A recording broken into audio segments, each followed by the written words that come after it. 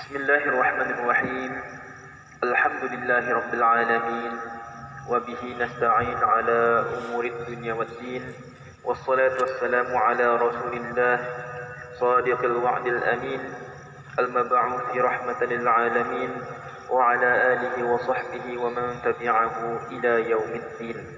Subhanaka la ilma lana illa ma 'allamtana innaka antal alimul hakim. Rabbi shrah li sadri wa yassir li amri wahlul 'uqdatam min lisani yafqahu qawli. Allahumma la sahla illa ma ja'altahu sahla wa anta taj'alul hazna idza syi'ta sahla. Amma ba'd.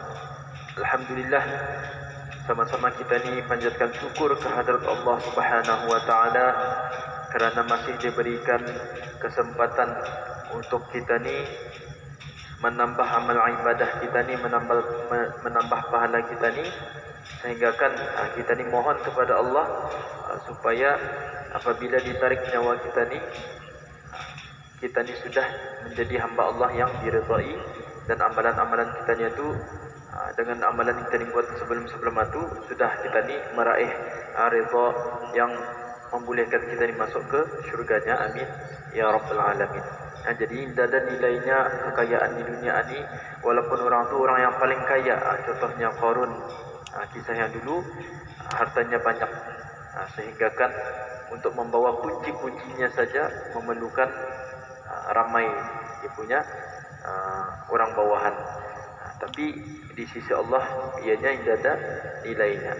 Mudah-mudahan dengan amal ibadah yang kita lakukan, ya kita ni mendapat ridha Allah Subhanahu wa taala sekaligus mendapat keampunannya. Amin ya rabbal alamin. Pada subuh hari ini indah banyak akan dikongsikan, bukannya tazkirah tapi cuma sedikit perkongsian ilmu fikih berkaitan dengan ibadah korban. Dan sebelum ini sudah diterangkan orang yang berkorban, hukum berkorban, niat korban, dan kita ni sekarang ni masuk di dalam korban wajib. Sedikit saja isu-isunya. Yang pertama, hukum memakan daging korban wajib. Daging korban ini terbagi pada dua, ada korban sunat dan ada korban wajib. Kalau korban sunat, haram atas orang yang berkorban itu untuk memakan daging tersebut walaupun sedikit. Kalau ia daging korban wajib, walaupun sedikit, yang katanya akan ambil berkatkah katanya, ataupun katanya laparkah katanya, ataupun tes diur katanya, sedikit saja katanya, secubit, masih juga di sana haram ke atas orang yang berkorban wajib itu untuk memakan daging tersebut. Jika dimakannya daging tersebut, wajib diganti kadar yang dimakannya tu. Jika sekiranya dimakannya juga, ia wajib untuk mengganti balik kadar ataupun kiraan yang dimakannya tu. Tetapi tidak wajib dia menyembelih binatang lain sebagai ganti. Yang diperlukan membeli lagi seekor kambing contohnya, disembelih, diganti cuma itu bukan. Ia diganti dengan kadar yang dimakan itu. Dibagi daging contohnya dimakannya 0,5 kg, adalah dibalinya 0,5 kg juga, dan digantinya dibaginya kepada fakir miskin. Yang kedua, makan daging korban yang diwasiatkan. Katanya kita ninya tidak tahunya bila ajalkan katanya. Tapi sekiranya katanya ajalku, ataupun contohnya bapaknya atau nininya, atau ajal bapa atau ajal nininya ni ditakdirkan dia datang katanya. Katanya Pak Nini wasiatkan untuk berkorban katanya, korban seekor kambing untuk Nini katanya. Jadi apakah hukum makan daging korban yang diwasiatkan ini? Jika daging korban itu ialah korban yang disebabkan wasiat daripada seseorang yang telah meninggal dunia. Wasiat ini ia sebelumnya meninggal, contohnya diwasiatkannya, sekiranya aku tidak lagi adanya, tolong sedekahkan barang barang ani katanya kepada, atau tolong wakafkan barang ani katanya kepada masjid ani contohnya. Ataupun sekiranya ni duit katanya, duit yang masih ada katanya, masih banyaknya, sekiranya ini panjang umur ni, tolong sebahagiannya katanya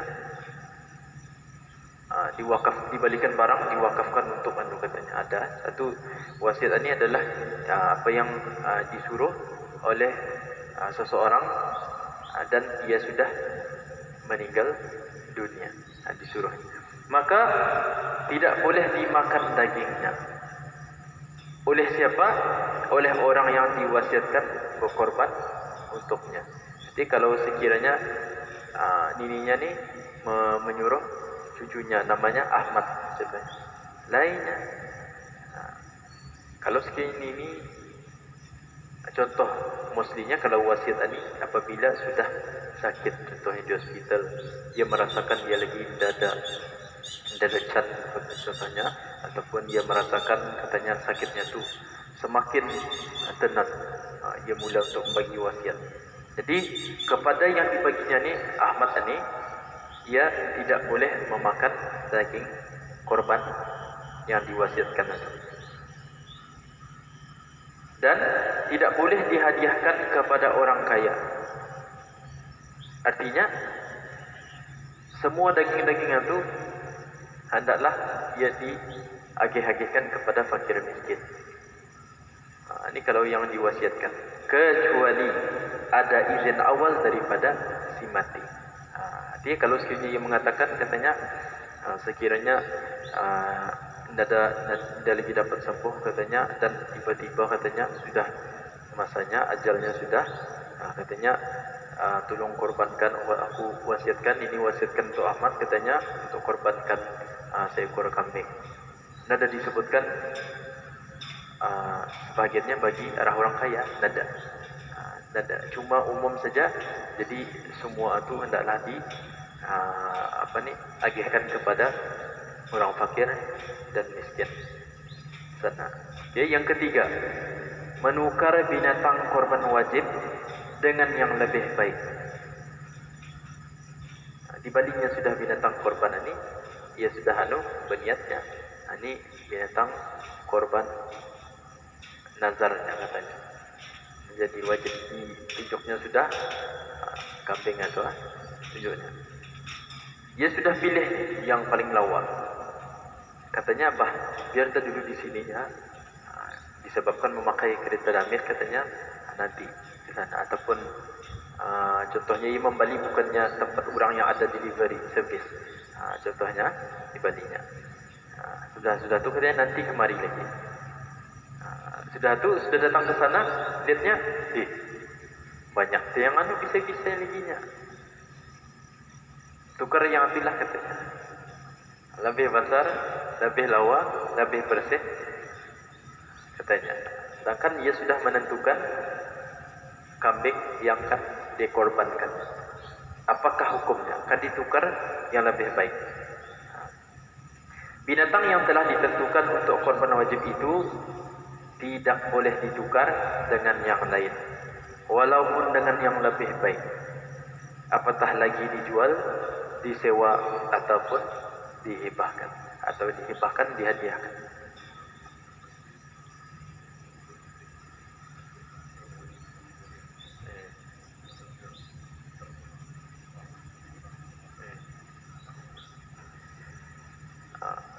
Ya, kalau yang cacat, ya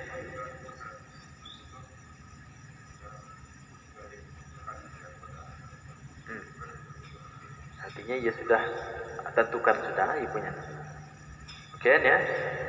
Jika binatang korban yang telah ditentukan dalam korban wajib itu menjadi cacat ataupun aib, setelah ia dinazarkan dan sebelum masuk waktu menyembelihnya, ia menjadi cacat, menjadi aib, ada aib. Dan kecacatan binatang itu adalah cacat yang tidak boleh dibuat korban pada asalnya. Ia menjadi cacat yang contohnya uh, ia punya dagingnya tu ada yang macam contohnya kaki, ia punya kaki itu tidak lagi normal berjalan sana, maka tidaklah disyaratkan menggantinya dan tidaklah terputus hukum wajib menyembelihnya dengan adanya cacat tersebut. Bahkan jika disembelihnya pada hari raya adha adalah memadai, sah sebagai korban. Ini ada disebutkan di dalam kitab Muhtaj Al-Muhtaj Imam An-Nawawi, Mughni Al-Muhtaj. Jadi artinya kalau sekiranya terjadi, ia ada dua, sekiranya cacatnya tu sebelum ia akan membali, artinya indah sah ia punya korban atau itu. Artinya tidak mesti ya yang sempurna.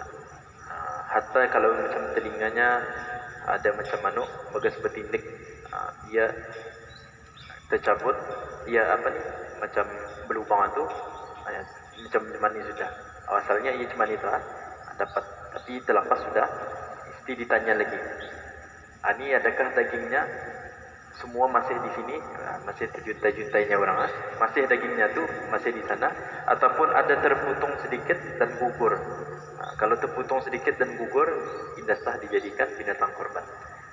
Jadi, tapi kalau sekiranya ia membali dalam keadaan yang sehat, yang sah untuk dijadikan binatang korban, selepas itu ia menjadi cacat, artinya sah dan memadai ia punya korban.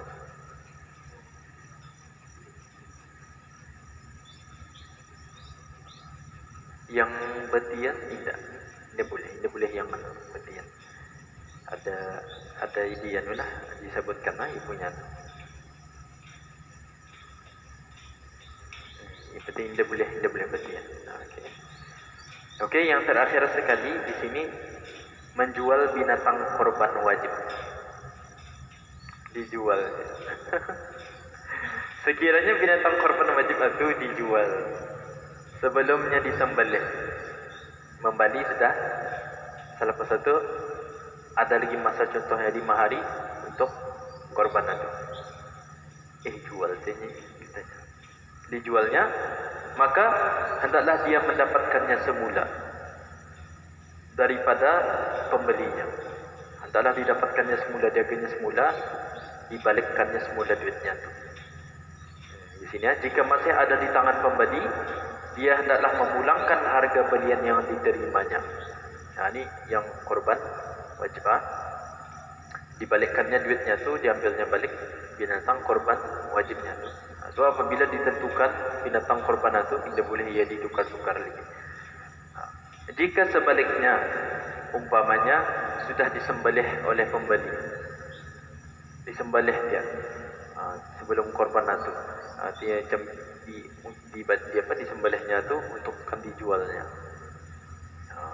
maka wajib baginya untuk mengadakan kadar harga yang lebih mahal daripada harga ketika dia memilikinya dahulu, dan hendaklah dia membeli semula binatang korban yang sama jenisnya, peumuran juga dengan yang binatang korban dibandingnya, dengan kadar tersebut untuk disembelih pada tahun itu juga. Dia boleh tahun jika mesti dimahalkan sedikit. Kemudian jika luput waktu untuk menyembelihnya, maka wajib ke atasnya menyembelih binatang korban wajib tersebut sebagai qadha. Walaupun ia sudah limpas 4 hari, yaumun nahar dengan ayyamut tasyrik, 10, 11, 12, 13 limpas sudah, wajib ia masih mengqadha ibunya korban wajib itu.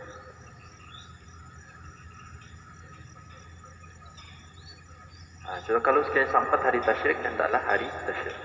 Jadi kalau sekiranya sudah keluar, kan ujung-ujung kan masuk Muharram sudah, berarti mesti ia wajib dia untuk mengqadhanya. Jika harga binatang korban itu dilihatnya sudah okeynya, sama jenisnya, dilihatnya gambar sama nih, macam identical, macam twin soalnya, umurnya punnya sama juga, tapi lebih mahal kerana naik harga dan kadar harga yang disediakannya itu tidak mencukupi untuk membeli binatang yang sama dengan yang dahulu. hendaklah ditambahnya dengan hartanya yang lain. Harganya kambingnya tu contohnya 400. Katanya, tahu sudah hukumnya. Mesti dimahalkan sedikit, dinaikkan nilai katanya. Naikkannya 420-nya disediakannya. Sudahnya datang 450. Sama luan-luan macam yang sebelumnya. Umur pun sama, 450 nilainya. Hendaklah ia menambah lagi menjadi 450. Begitulah juga hukumnya jika binatang itu tidak disembelih setelah masuk hari raya Aidil Adha dan binatang itu binasa dalam tempoh tersebut. Samalah contohnya kalau ia bernazar, katanya bukan ia bernazar untuk berkorban, tapi bukannya ketika hari raya Aidil Adha, di luar hari raya Aidil Adha dia bernazar, sama jualnya sekini ia terjual, tidaklah ia memulangkan duit itu dan dapatkannya balik yang binatang yang akan dikorbankannya sama harganya, dimahalkannya sedikit. Ada dia cari binatang yang jenisnya sama, umurnya sama, tapi sekiranya terdapat dia yang sama dan umurnya sama tapi masih mahal, hendaklah ia tambah. Itu dia punya kaedahnya. Itu saja ingin dikongsikan pada hari ini. Semoga ianya bermanfaat untuk kita ni semua dan dapat menjadi ilmu. Kalau bukan untuk masa ini, insyaAllah ia berguna di masa akan datang. Mana tahu kita ni menjadi ahli keluarga atau ketua keluarga nanti. Banyak dari kita ini memerlukan ilmu-ilmu agama macam mana. Untuk kita ni mendidik ahli keluarga, termasuk nafkah isteri dan anak-anak itu adalah untuk kita ni sendiri yang menyampaikan ilmu. Tapi sekiranya kita ni tidak mampu, kita ni ambil orang lain untuk menyampaikan ilmu itu kepada isteri dan anak-anak. Itu termasuk dalam nafkah seorang suami.